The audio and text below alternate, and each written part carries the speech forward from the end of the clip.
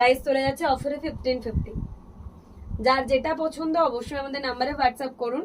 এই থাকছে sari travelling look, Apurba black with multi colour কাঁথা। এই থাকছে আঁচল। নেক্সট দেখাবো একটা মাস্টার্ড ইয়েলো কালারের সাথে, অপূর্ব অসাধারণ।